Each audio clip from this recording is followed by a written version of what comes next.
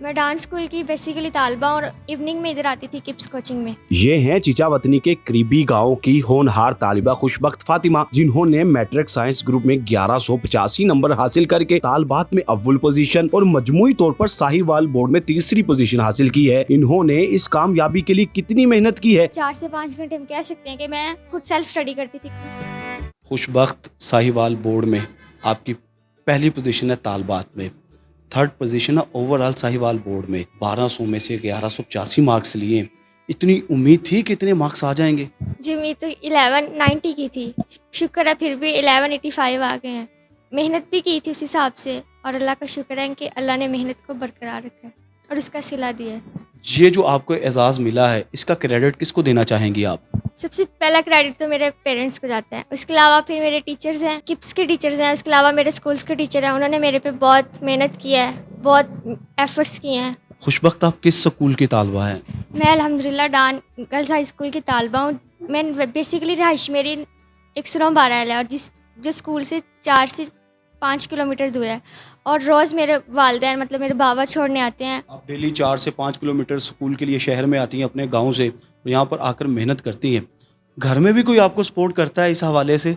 जी parents morally support करते हैं और वैसे जो सिस्टर्स हैं वो अगर कोई सब्जेक्ट्स में मसला हो तो वो वैसे सपोर्ट करती हैं। आपने किस ग्रुप में पोजीशन ली है? साइंस ग्रुप में। साइंस में कौन सा सब्जेक्ट आपका फेवरेट है? बायो कह सकते हैं आप। आपके फ्यूचर गोल्स क्या हैं इस हवाले से? इंशाल्लाह बायो फेवरेट है तो इंशाल्लाह MBBS करके डॉक्टर बनेंगी। खुशबख्त सबसे पहले किसने बताया कि आपकी पोजीशन आ गई है? बेसिकली मैं किप्स एकेडमी में थी उस टाइम पे, तो मैं लेक्चर चल रहा था इंग्लिश का, तो मैम ने इन्फॉर्म किया तो मैं नीचे आई तो उन्होंने मेरे से पूछा था आप खुशबख्त हैं? मैंने कहा जी मैं खुशबख्त हूँ। तो वो मुझे कहती है कि आपकी बोर्ड में 3rd पोजीशन आई है ओवरऑल में। तो मैं हैरान रह गई, मतलब एकदम अगर आपको कोई खुशी मिले तो आप हैरान रह जाते हैं। तो मैं इमोशनलेस हो गई थी। तो मैंने सबसे पहले मेरे दिमाग में आया कि मुझे अल्लाह का शुक्र अदा करना चाहिए जिसने मुझे इतनी बड़ी नेमत, इतनी बड़ा करम किया मेरे पे। तो मैंने सबसे पहले अल्लाह का शुक्र अदा किया और उसके बाद फिर पेरेंट्स को बताना था, उनको कॉल की तो इस तरह उनको बताया और उनकी भी खुशी की कोई इंतहा नहीं थी। जब आप घर पहुंची हैं, घर में क्या समा था कि पोजीशन ली है, बेटी घर आ रही है वापस, फूल वगैरह पहनाए गए, मिठाई खिलाई गई आपको? जी वो किप्स में मुझे साड़ी लेने आए थे तो उन्होंने यहाँ भी मेरा इस्तकबाल करना शुरू कर दिया। गजरे लेके आए थे, उसके अलावा गुलदस्ता। फिर यहाँ से हम मुझे सीधा कहीं सरप्राइज़ अरेंज किया था तो मुझे वहाँ पे लेके गए हैं। फैमिली ने कोई आपके लिए प्राइज़ का ऐलान भी किया, गिफ्ट का ऐलान भी किया कोई? जी वो कह रहे थे कि ट्रिप एक करना चाहिए अरेंज इतनी बड़ी अचीवमेंट पे, और इसके अलावा वालदा भी कह रही थी कि आपको मैं एक बड़ा सरप्राइज़ दूँगी। स्टडी में मामा ज़्यादा सपोर्ट करते हैं या बाबा सपोर्ट करते हैं? स्टडी में तो बेसिकली दोनों ही करते हैं। स्टडी में आपको ज़्यादा कौन सपोर्ट करता है, मामा करती हैं बाबा करते हैं? ये फैसला करना तो मुश्किल है कि मामा करते हैं या बाबा, क्योंकि दोनों ही मॉरली सपोर्ट करते हैं। बाबा हैं तो वो पिक एंड ड्रॉप या बाकी जो ज़रूरियात होती हैं उनके लिए सारा दिन बाहर रहते हैं, हमारे लिए काम करते हैं। और मामा वो भी काम करती हैं और हमारे लिए मज़े की चीज़ें बनाती हैं कि हमारे बच्चे पढ़ें। और वालिदैन तो चाहती है अपनी औलाद की खुशियाँ कि जो भी करें उसमें वो खुश रहते हैं कि बस बच्चा हमारा खुश रहे, हमारी हर तरह की ज़रूरत पूरी करती है। इसलिए ये फ़ैसला करना मुश्किल है कि पेरेंट्स में से कौन सपोर्ट ज़्यादा करते हैं। कितना टाइम देती थी इस मुकाम तक पहुंचने के लिए अपनी स्टडी को?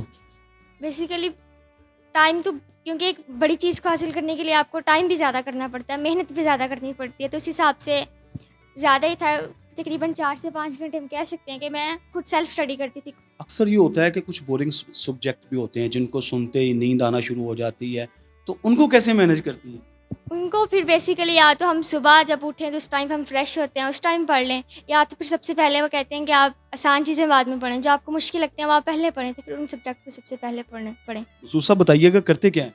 टीचर हूँ सर। अच्छा, आप टीचर हैं और बेटी ने पोजीशन ली है, कैसा महसूस कर रहे हैं ये एजाज़ हासिल करने के बाद? जी बहुत अच्छा महसूस कर रहा हूँ। सबसे ज़्यादा मैं अल्लाह तबारक ताला का शुक्र अदा करता हूँ। फिर इंजीनियर्स, कोई काबिल डॉक्टर्स या बड़े नाम पैदा नहीं कर पा रहे, इसकी वजह क्या है? सिलेबस नॉलेज तो देता लेकिन स्किल लेवल नहीं देता।